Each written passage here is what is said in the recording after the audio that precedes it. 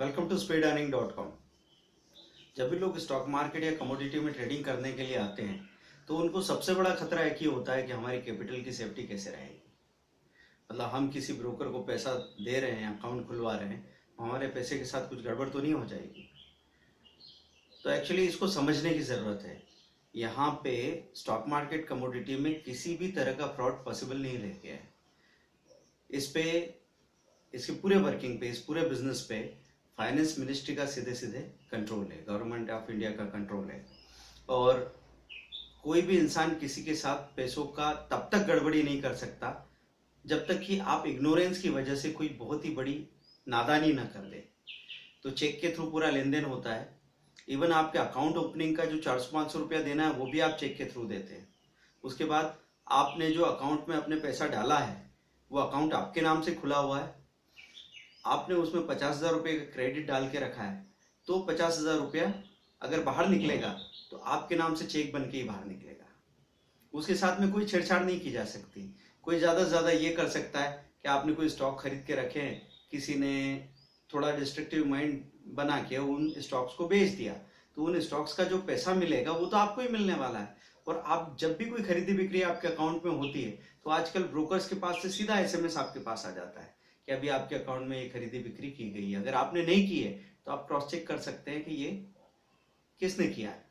वैसे कोई नहीं करता इस तरह की चीजें, है ना, क्योंकि इससे जब किसी को किसी चीज से कोई फायदा नहीं होता है तो ऐसा करने वालों की संख्या 1% भी नहीं होती।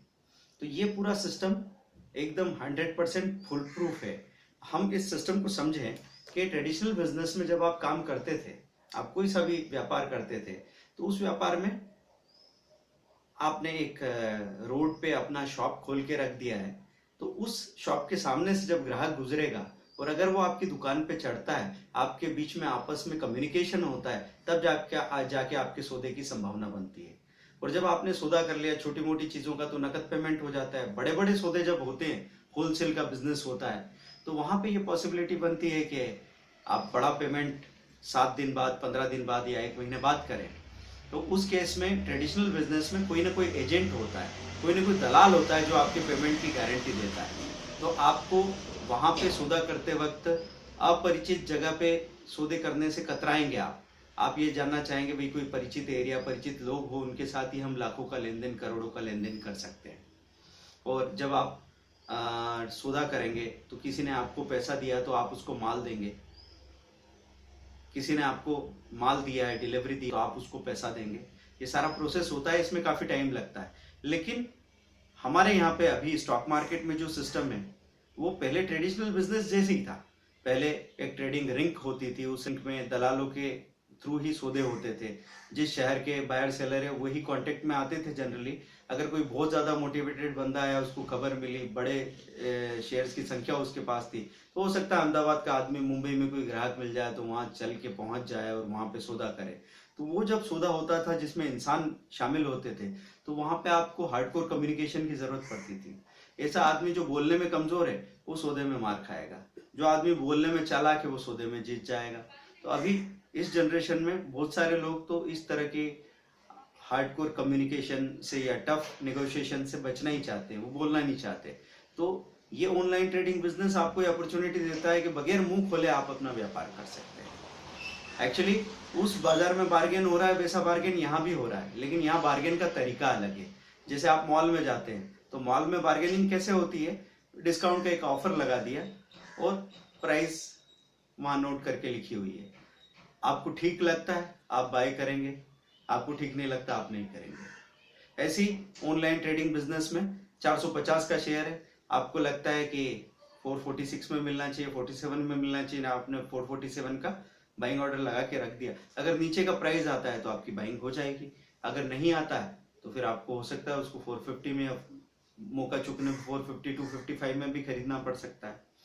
तो प्रोसेस जो ट्रेडिशनल बिजनेस में होता है उस पर ध्यान दीजिए। वैसा ही प्रोसेस हमारे यहाँ पे इस ऑनलाइन बिजनेस में भी हो रहा है, लेकिन इतनी तेजी से हो रहा है कि पता नहीं लगता कि ऐसा कुछ हो रहा है। तो कैसे होता है कि पहले जब शेयर मार्केट में कारोबार होता था तो किसी ने कहा कि भाई आपके पास रिलायंस कैपिटल रखे हैं ना, एक ग्राहक है उसको चाहिए। तो आपने बताया कि मैं 530 तक बेचना चाहता हूँ, तो दलाल ने कहा कि वो 515 बोल रहा है लेने का, देना है क्या? आपका फिर सौदा हुआ, चलो 520 पे सौदा तय हो गया, उसने एक पार्ट पेमेंट कर दिया, उसके बाद ट्रांसफर की प्रोसेस हो गई और पूरा पेमेंट लिया, उसके बाद आपने साइन कर दिया। अब रजिस्ट्री के थ्रू आपके शेयर ट्रांसफर होके आपके नाम से आ जाएंगे। इस पूरे प्रोसेस में 30 दिन भी लगते थे, 40 दिन भी लगते थे। अब क्या हो गया, जब ऑनलाइन ट्रेड आप करते हैं तो ऑनलाइन ट्रेड करने में आपने ऑर्डर पंच किया,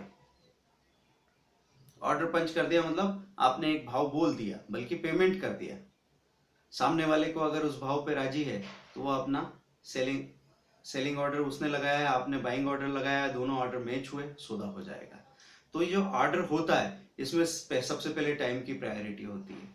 टाइम की प्रायोरिटी मतलब एक व्यक्ति ने 545 का बाइंग लगाया, दूसरे 3 व्यक्ति ने 545 का सेलिंग लगाया, तो अब किसका सौदा होगा? तो जिसने 3:01 पे लगाया है उसका सौदा पहले होगा, 3:02 वाले का बाद में, और 3:03 वाले को उसके बाद प्रायोरिटी मिलेगी। तो सबसे पहले टाइम की प्रायोरिटी, फिर प्राइस मैचिंग होती है। तो प्राइस जहां पे मैच हुआ, किसी का लिमिट ऑर्डर है, किसी का मार्केट ऑर्डर है, तो मार्केट ऑर्डर वाले का पहले ट्रेड होगा, क्योंकि लिमिट ऑर्डर वाले ने कहा है कि 545 तक का प्राइस होगा तो मैं खरीदूंगा, और मार्केट वाले ने कहा 45, 47, 50 जो भी हो मुझे खरीदना है। तो बेस्ट प्राइस वाले का पहले सौदा होगा, फिर उससे कम प्राइस वाले का, फिर उससे कम प्राइस वाले का। ये सब प्रोसेस हो रहा है, लेकिन कंप्यूटराइज्ड हो रहा है, इसलिए सेकंड्स में हो रहा है, मालूम नहीं पड़ रहा है। दूसरी बात आती है डिलीवरी ट्रांसफर होने की। तो डिलीवरी ट्रांसफर कैसे होती है? हमने तो कभी की नहीं है। ऐसा लगेगा किसी ट्रेडर को, इन्वेस्टर को, आपने माल बेचा अपने डीमैट अकाउंट से, आपने स्क्रीन पे जाके माल बेच दिया। अब डीमैट अकाउंट में हमने पावर ऑफ अटॉर्नी दे रखी है, तो जैसे ही आपका माल बिकता है, आपके डीमैट में से वो माल ले लिया जाता है, मतलब वो शेयर्स ले लिए जाते हैं। आपने 50 शेयर बेचे, 50 शेयर आपके पास रखे थे डीएलएफ के, वो ले लिए गए, और जिस व्यक्ति ने पेमेंट किया था उसका पेमेंट आपके अकाउंट में ट्रांसफर हो गया, और आपके शेयर उसके अकाउंट में ट्रांसफर हो गए। ये सारा काम होने में 48 आवर्स लग सकते हैं। तो T+2 का क्लियरिंग सेटलमेंट होता है, मतलब ट्रेडिंग डे से अगले 2 दिन लग सकते हैं आपकी डिलीवरी आने में मैक्सिमम। तो ये इस तरह का सेटलमेंट प्रोसेस है। पेमेंट की परेशानी आपको क्यों नहीं है? क्यों आपका पैसा सुरक्षित रहता है? क्योंकि एनएससी की सहयोगी संस्थान है NSCCL, national stock clearing corporation limited. Payment और सेटलमेंट का सारा जो मामला है वो NSCCL देखता है। सेटलमेंट, और एक क्लियरिंग बैंक होता है, दूसरा क्लियरिंग कॉर्पोरेशन लिमिटेड होता है। तो ये सहयोगी संस्थान मिलके आपको पूरी तरह सुरक्षित कर देते हैं, और इनका पूरा एक well maintained, well managed risk management system है, RMS है। RMS में क्या रहेगा कि एक्सचेंज ने मेंबर मतलब मेन ब्रोकर किसको कहा जाएगा? जैसे आपने देखा कि ICICI है, या इंडिया इन्फोलाइन है, या रिलायंस ब्रोकर है, ऐसे कार्बी ब्रोकर है, कोटक ब्रोकर है। तो ये मेन ब्रोकर हो गए। मेन ब्रोकर से उन्होंने एक बड़ा डिपॉजिट रख लिया, वो डिपॉजिट करोड़ में हो सकता है, 1 करोड़, 1.5 करोड़।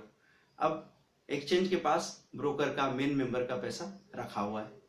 अब उस ब्रोकर ने सब ब्रोकर्स बनाए बहुत सारे, जो अलग अलग ब्रांचेज में उनके लिए सौदे कर रहे हैं। तो सब ब्रोकर्स से उन्होंने 2 लाख या 5 लाख डिपॉजिट ले लिया। तो सब ब्रोकर का पैसा किसके पास पड़ा है? मेन ब्रोकर के पास। अब सब ब्रोकर ने क्लाइंट्स बनाए, क्लाइंट से उसने 50,000, 1 लाख के चेक ले लिए, और क्लाइंट को अगर कोई नुकसान होगा तो उसके डिपॉजिट में से वो पैसा सेटल हो जाएगा।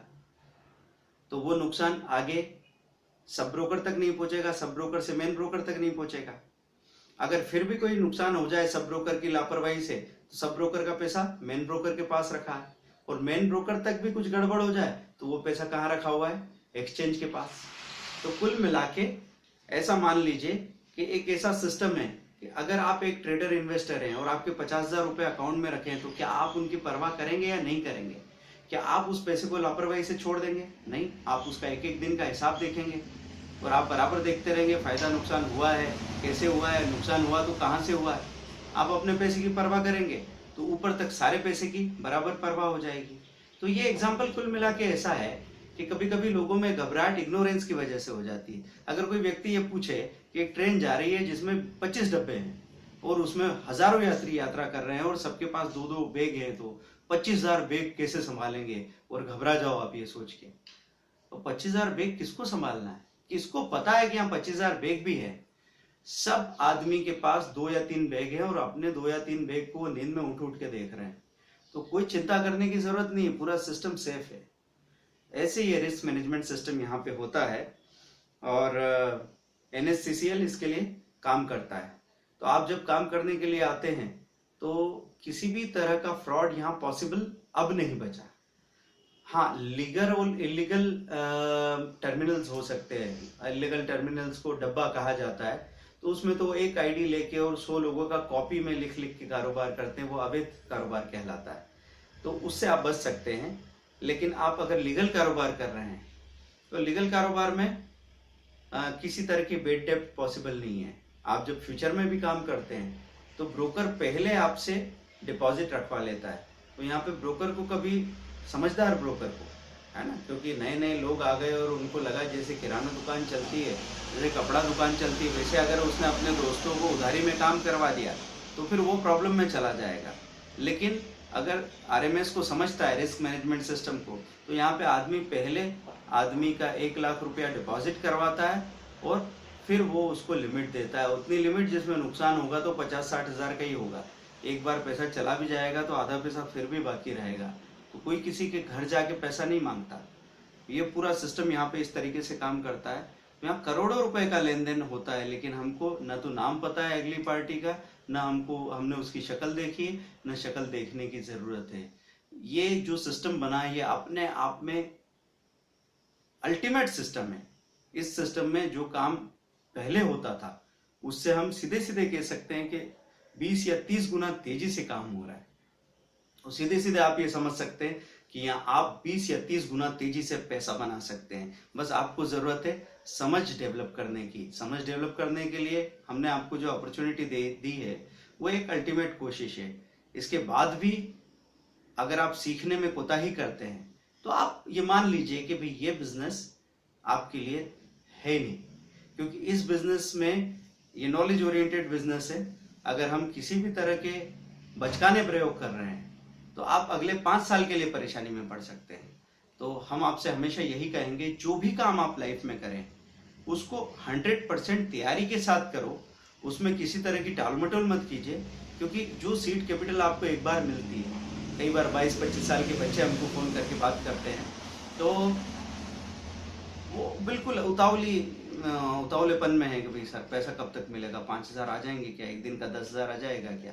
जबकि उनको ये बात पता नहीं कि उन्होंने 50,000 का 70,000 भी करके 6 महीने इस बाजार में टिक गए और थोड़ा कुछ सीख लिया, तो उनके माँ बाप तो नाचते फिरेंगे, इतना खुश हो जाएंगे। तो जरूरत नहीं है आपको जल्दबाजी करने की। कहीं भी जाओ, पहले तेल देखो, तेल की धार देखो, चीजों को समझो, उसके बाद फिर आप काम करना शुरू करें, है ना।